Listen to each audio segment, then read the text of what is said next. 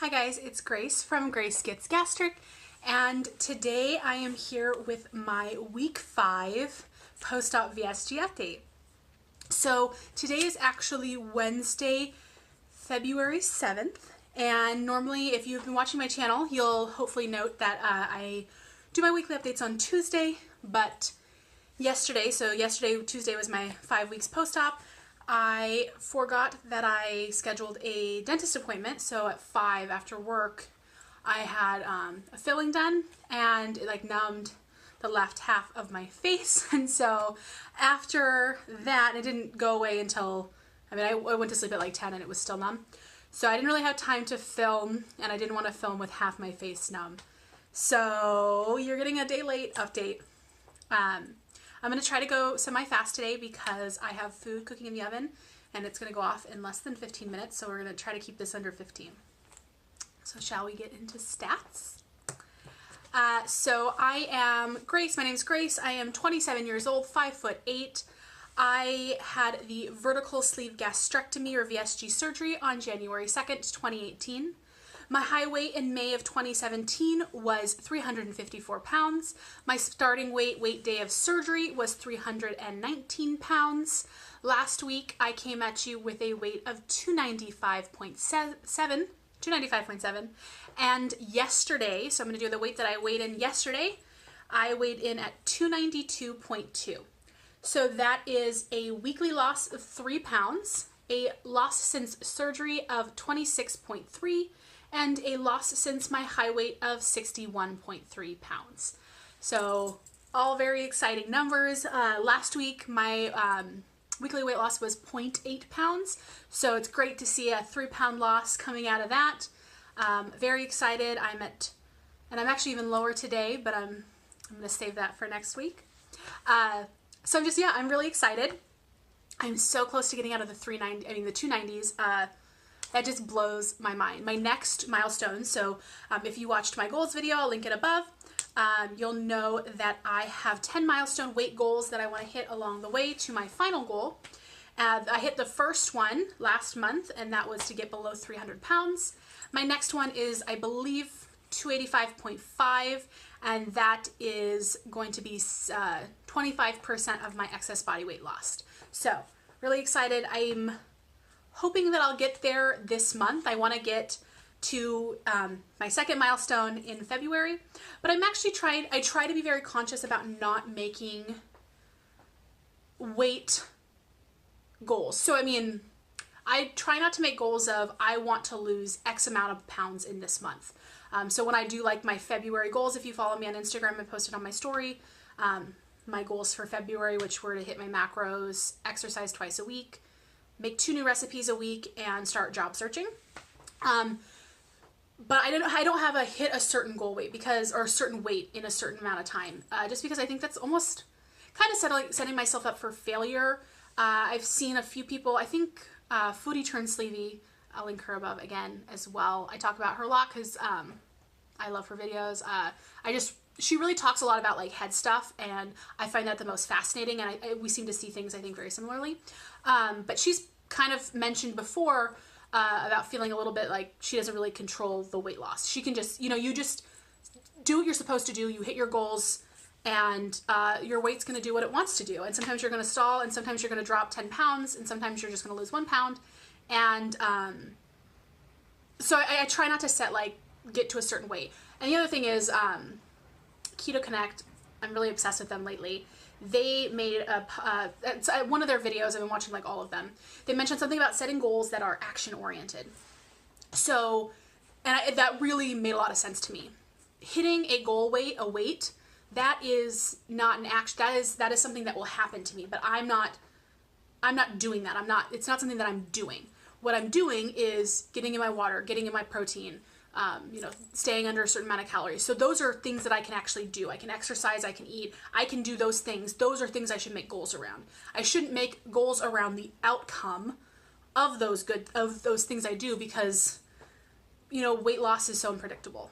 So kind of a tangent, but I do have weight goals that I want to hit, milestones, but I'm trying not to set time frames around when I want to get there too much. So I'd love to see 285 in February. It seems pretty doable, but if I don't get there this month, I'll get there next month or the month after that.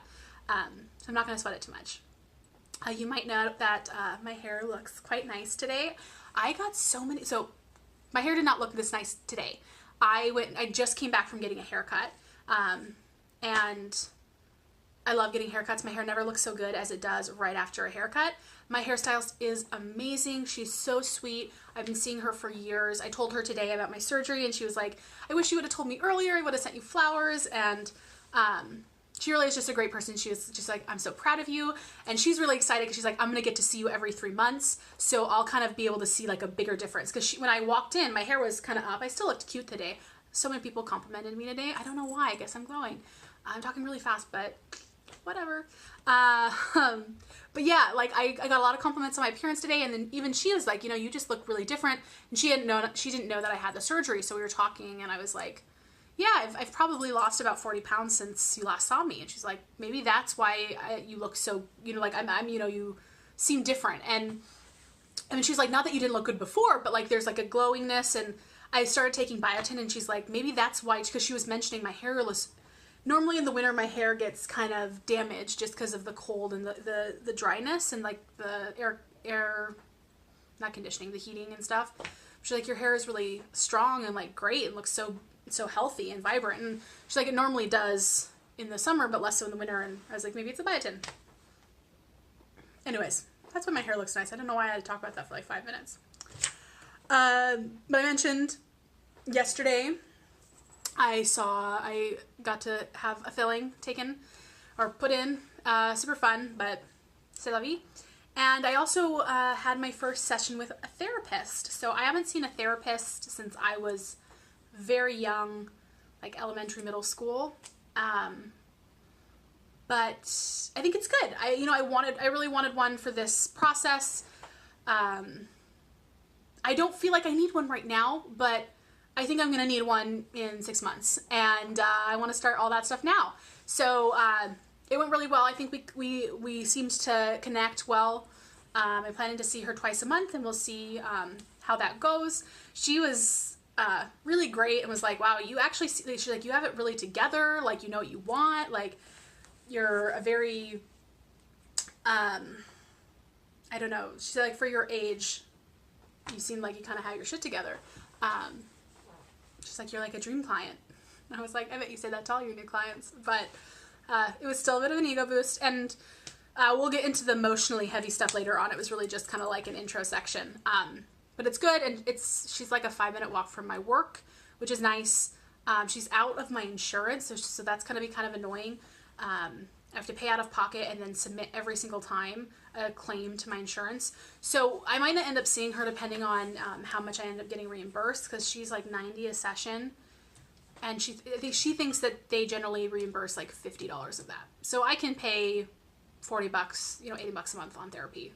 That's fine. But I don't want to pay like $180 a month on therapy if I can avoid it, because I do have covered therapist, but I wanted to find someone who has worked specifically with like weight and obesity related issues, weight loss, eating disorders, that kind of stuff. So we'll see how that goes, but it seems like it's going well so far. The other thing I mentioned that last time I came at you guys, I said, when I come at you next, I'm going to have gone to the gym, which I did. I went on Saturday. I was able to bully my roommate into going with me. She has a membership at the gym. She doesn't really like gym working out much either, but I was able to coerce her, so she went with me. I did some elliptical. It's really annoying, my Fitbit doesn't really like to pick up elliptical, so I have to like one hand on the bar and like one hand walking so that it'll pick it up, but it happened, and I want to get there again. This week is just so crazy busy for me. I'm actually really trying to figure out when. Yesterday I had the dentist. I wasn't going to work out with like half my face numb. Today I have my hair done, and this is silly, but like it looks so nice. I'm not getting my hair all gross and sweaty. And then maybe I'll go tomorrow after work or Friday. I like to go on the weekends too, like once on the weekend, but Saturday I have my weight loss surgery support group, my in-person one I want to go to. And I have something in the afternoon, and then Saturday I'm like Skyping with a bunch of people. So I don't know. We're gonna see how. I want to go twice a week. I'm worried I'm only gonna be able to go once this week, but I've done a ton of walking this week, which is good. One of my goals is for my Fitbit to eventually work up to 10,000 steps. And I realized that that was kind of just to like work up to 10,000 steps was a little bit loosey-goosey, and I'm all about those SMART goals. So I decided to actually like have measurable goals. In January, my goal was 5K a day. So I just decided every month I'm going to try to up that by 1K, which will get me to 10K by June. So this month I'm trying to go for 6K a day. So far I've been hitting that pretty regularly. The weekends are the hardest because usually on Sundays I just stay in the house and I clean and I cook and stuff. My apartment's pretty small, so it's not like I have I don't get a ton of steps in.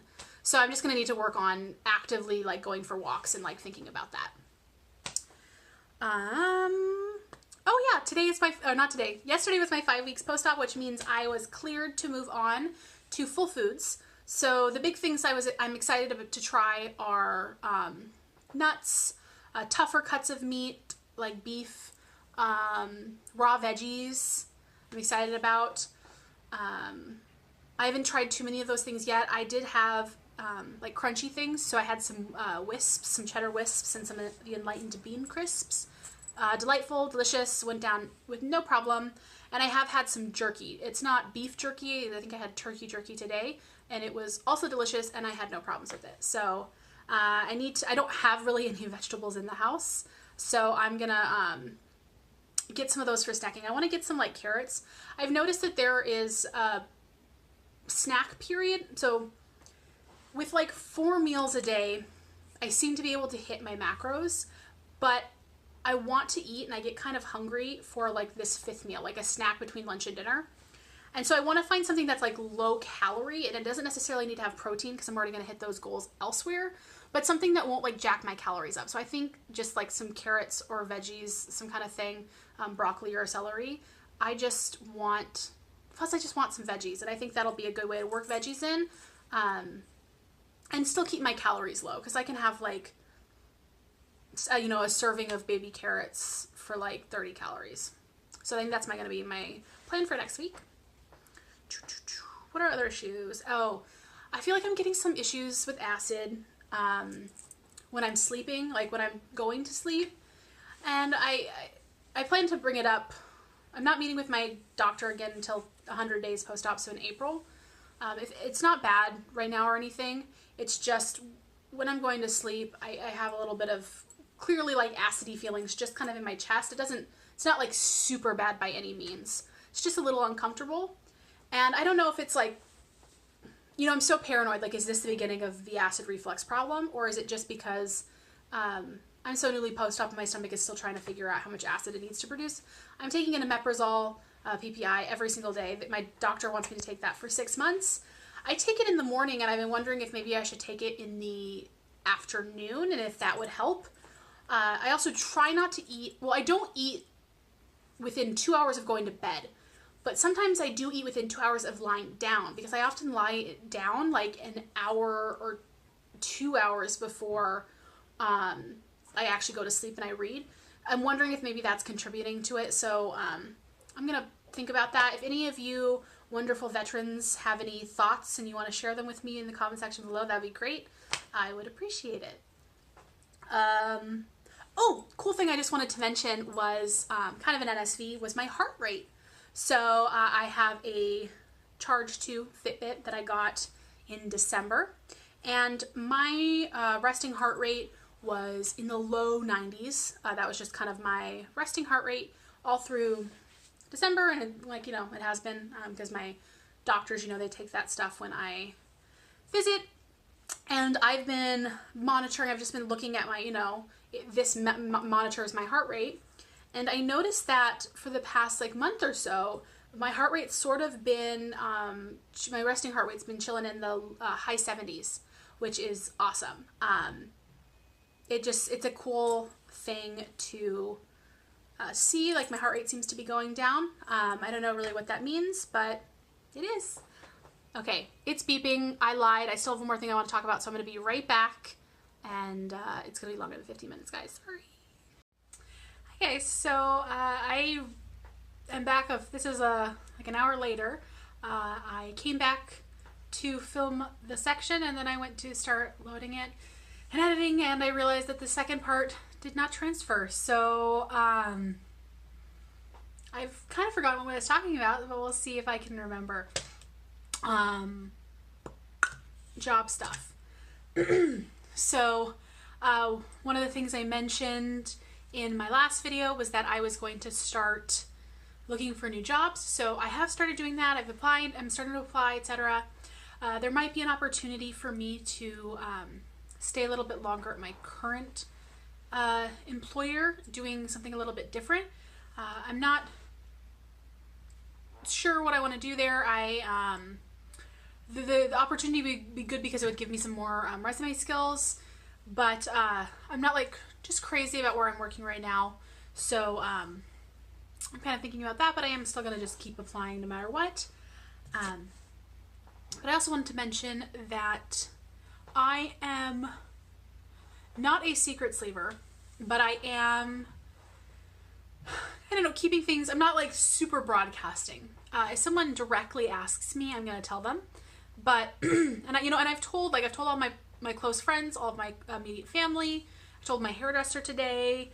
I've told like my immediate team. And then I did actually mention it to my boss when I was talking to her about, that I was about to go on leave.